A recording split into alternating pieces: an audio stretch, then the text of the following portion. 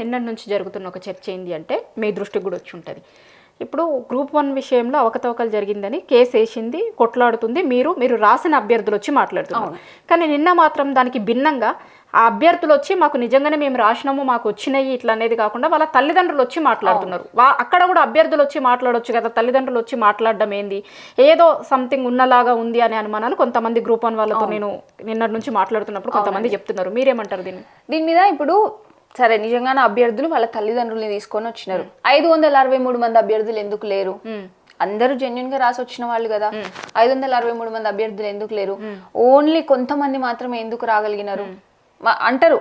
అందరూ రాలేకపోవచ్చేమో అని అంటే, అరే అందరికి 563 మందికి అన్యాయం జరుగుతుందని కదా మాట్లాడుతున్నారు. మరి రావాలి కదా.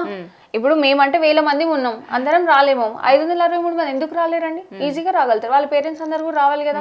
వాళ్ళు మాట్లాడట్లేదంటే అక్కడే మనకి ఒక క్లారిటీ వచ్చింది.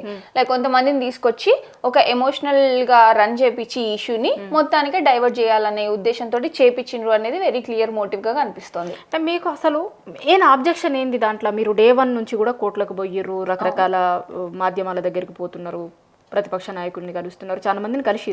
అసలు ఏంది మీకు దాంట్లో ఉన్న ఇబ్బంది ఏంది? ఎందుకు ఆ ఎగ్జామ్ వద్దు అనేది మీరు అనడానికి కారణం ఏంది? అసలు ప్రధాన కారణాలు ఫస్ట్ ప్రొసీజరల్ ల్యాప్సెస్ ఉన్నాయండి. డే 1 నుంచే మేము చెప్తూ వస్తున్నాం, హెచ్చరిస్తూ వస్తున్నాం, కానీ పట్టించుకోలేదు. ఇంకొకటి ఎవాల్యుయేషన్ అనేది కరెక్ట్గా జరగాల్సిన పద్ధతిలో జరగలేదు అనేవి. ఈ 2 ప్రధాన కారణాల వల్ల మేము వీటిని కోర్టు మెట్లు ఎక్కడం జరిగింది దీని మీద.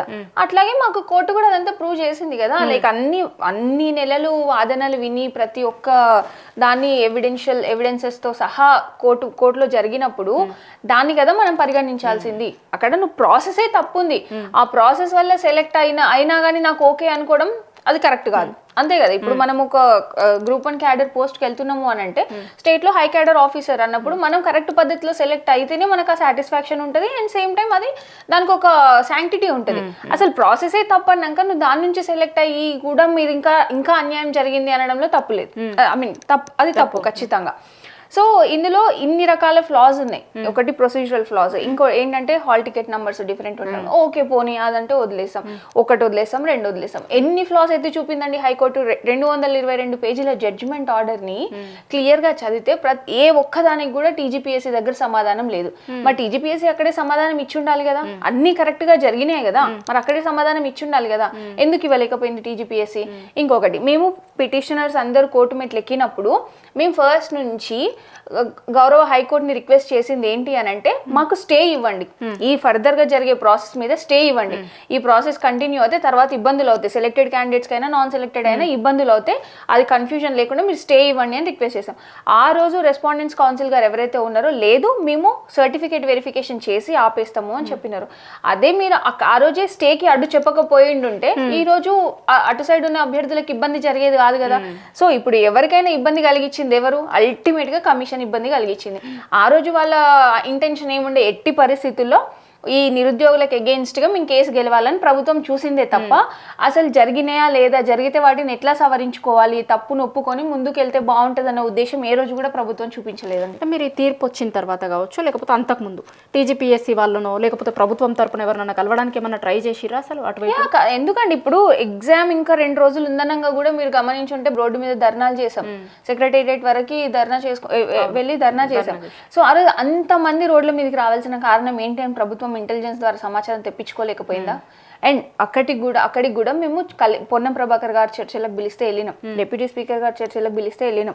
అక్కడ కూడా ప్రతిసారి గ్రూప్ 1 కి సంబంధించిన అంశం కూడా చెప్పినాం, దీంట్లో ఫ్లాస్ ఉన్నాయి. మొట్టమొదటగా మీరు చేసిన తప్పు GO 29 వల్ల చాలా ఇబ్బందులు కలుగుతున్నాయి, చాలా మందికి నష్టపోయినారు చాలా మంది అని అక్కడి నుంచి మేము చెప్పుకుంటూ వచ్చినామండి. ఏ ఒక్క రోజు కూడా మేము చేస్తాం అన్నారు కానీ ఎందుకు పరిశీలించలేదు? ఆనాడే పరిశీలించి ఉండుంటే ఇంత టైం మాది వేస్ట్ అయ్యేది కాదు, ఇట్లా అందరం సఫర్ అయ్యే వాళ్ళం కాదు. మాతో పాటుగా ఈ రోజు తల్లిదండ్రులు కూడా సఫర్ అవుతున్నారు కదా. వాళ్ళందరూ వచ్చి ప్రెస్ మీట్లు మాట్లాడాల్సిన అవసరం ఉండేది కాదు, పెట్టించాల్సిన అవసరం ఉండేది కాకపోవచ్చు.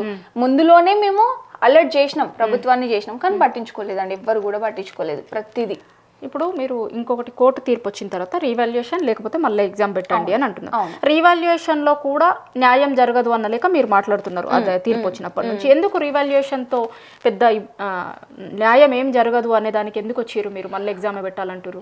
రీఎవాల్యుయేషన్లో న్యాయం జరగదు అని కాదండి, ఫైన్, ఇప్పుడు ఎందుకు జరగచ్చు, న్యాయం జరగచ్చు, కానీ వాళ్ళు ట్రాన్స్పరెన్సీ మెయింటైన్ చేయట్లేదని కదా కోర్టు చెప్పింది. మళ్ళీ ఇప్పుడు ట్రాన్స్పరెన్సీ మెయింటైన్ చేస్తారా లేదా అనేది మాకు పెద్ద క్వశ్చన్. బికాస్ గ్రూప్ 1 మీద ఆల్రెడీ 2 సార్లు ప్రిలిమ్స్ రద్దయింది, 3వ ప్రిలిమ్స్ రాసాము. 3వ రాసిన తర్వాత నుంచి కూడా మాకు రకరకాల ఆబ్జెక్షన్స్, అంటే మాకు ఇబ్బందులు కలిగించే జీవోలు కానీ ఆ ఇన్సిడెంట్స్ అన్ని మేము ఫేస్ చేస్తూ వచ్చినాం. కాబట్టి మేము ఏం చెప్పినామంటే మాకు అక్కడే క్యాన్సిల్ చేయండి అని చెప్పినాం. ఇట్లా ఇబ్బందులు జరుగున్నాయి కాబట్టి మాకు కమిషన్ మీద నమ్మకం పోయింది.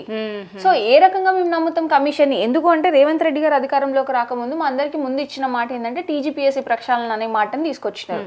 ఈ రోజు టీజీపీఎస్సీలో ఫుల్ బోర్డు ఉందా? చైర్మన్ ప్లస్ 10 మెంబర్స్ ఉండాలి, కానీ ఉన్నారా? లేరు. అట్లా లేనప్పుడు మీరు ఏ రకంగా విధానపరమైన చర్యలని ప్రాపర్ డెసిషన్స్ తీసుకొని ఎట్లా చేస్తారు? అక్కడనే ఫెయిల్యూర్ కదా. సో ఇవన్నీ చూస్తూ ఉంటే మాకు నమ్మకం ఎట్లా కలుగుతుంది? ఇప్పుడు సరే పోనీ 2 సార్లు అయిపోయింది, ఏదో అయిపోయింది, గతం గత. 3వసారి ఏమన్నా ప్రాపర్ గా నిర్వహించిండ్రా? కోర్టే చెప్పింది మీరు ప్రాపర్ గా నిర్వహించలేదని. ఇంకా మాకు ఏ రకంగా నమ్మకం వస్తుంది? అందుకే మాకు రీఎవాల్యుయేషన్ మీద నమ్మకం లేక మేము అంటున్నాం రీ ఎగ్జామ్ పెట్టండి, అందరికీ న్యాయం జరుగుతుంది. అండ్ ఇంకొకటి ఏంటంటే ఎవాల్యుయేటర్స్ ని సెలెక్ట్ చేసే దాంట్లో కూడా వాళ్ళు ప్రాపర్ గా మెజర్స్ తీసుకోలేదు కాబట్టి ఈ ఎవాల్యుయేషన్ ప్రాసెస్ అనేది సాఫీగా జరగలేదు. ఇంకొకటి 3 times ఎవాల్యుయేషన్ చేశారు. ఎందుకు చేయాల్సి వచ్చింది? ఇప్పుడు బబ్లింగ్ ఇట్లా 3 times ఎవాల్యుయేషన్ చేసినప్పుడు అనుకూలంగా ఎవరికి అనుకూలంగా వాళ్ళు మార్కులు వేసుకుని ఉండొచ్చు. యాక్చువల్గా యాజ్ పర్ రెగ్యులేషన్స్ 2 times ఉండింది. మరి అగెయిన్స్ట్ రెగ్యులేషన్ ఎందుకు 3rd time చేయాల్సి వచ్చింది? ఇవన్నీ ఉన్నాయి. ఇవన్నీ రెక్టిఫై చేసి ట్రాన్స్పరెన్సీ మెయింటైన్ చేస్తూ మేము రీఎవాల్యుయేషన్ చేస్తాము అని అంటే okay, we're up for it. కానీ ఆ నమ్మకం ఎవరు కలిగించాలి? మాకు కమిషన్ జరిగిన ప్రాసెస్ నమ్మకం పోయింది కదా. కమిషన్ నమ్మకం కలిగించాలి. ఇప్పటి వరకు కమిషన్ ఎటువంటి స్టేట్మెంట్ అయినా ఇచ్చిందా దీనికి సంబంధించి? ఇక్కడ కూడా వాళ్ళు ప్రెస్ మీట్ పెట్టి మాట్లాడలేదు. ఇట్లా జరగలేదు అని చెప్పిండాలి, కానీ నిజంగా జరగకపోతే జరగలేదని చెప్పలేదు కదా. సో అందుకనే మేము మేజర్ గా రీ ఎగ్జామ్ కావాలని కోరుకుంటున్నాం. అండ్ ఇంకొకటి జీవో 29 వల్ల కూడా నష్టపోయినారు కదా, మరి వాళ్ళ నష్టాన్ని ఎట్లా భర్తీ చేస్తారు? సరే పోనీ జాబ్ క్యాలెండర్ ఇచ్చి దాని ప్రకారంగా సరే ఈ నోటిఫికేషన్ మేము వదిలేసుకున్నా అక్కడ నష్టపోయిన వాళ్ళు నెక్స్ట్ నోటిఫికేషన్ మీద కాన్సన్ట్రేట్ చేయడానికైనా ఛాన్స్ ఉంటుంది. జాబ్ క్యాలెండర్ ఇచ్చిండ్రా? అది కూడా లేదు కదా. ఇంకా ఏ రకంగా మేము నమ్మాలి అనేది మెయిన్ ఇక్కడ ట్రస్ట్ ఫ్యాక్టర్ అయిందండి. అందుకని మేము రీ ఎగ్జామ్ అని అడుగుతున్నాం. ఓకే, ఇప్పుడు మీరు ఫైనల్గా ప్రభుత్వానికి ఏం చెప్తారు? మొన్న తీర్పు వచ్చింది, ఒక దిక్కేమో వాళ్ళు సెలెక్ట్ అయిన వాళ్ళు కూడా తల్లిదండ్రులు మాకు అన్యాయం జరుగుతుంది కదా అని వాళ్ళు అంటారు, ఇట్లనే పోతే మాకు అన్యాయం జరుగుతుంది అని మీరు అంటారు. ఏం చెప్తారు అసలు ప్రభుత్వానికి మీరు? ప్రభుత్వానికి నేనేం చెప్తా అంటే ప్రభుత్వం ఆలోచించుకోవాల్సింది ఒక్కటే అండి, 563 మందికి న్యాయం చేస్తుందా, మిగిలిన 1000 మందికి న్యాయం చేస్తుందా అనుకోవచ్చు. ఒక్కరికి అన్యాయం జరిగినట్టే కదా. మరి ఇప్పుడు 563 మందిలో ఉన్న బ్లాక్ షీప్ ఎవరు అనేది ఎంక్వైరీ చేసి బయటకు తీసి వాళ్ళని ఎలిమినేట్ చేస్తారా?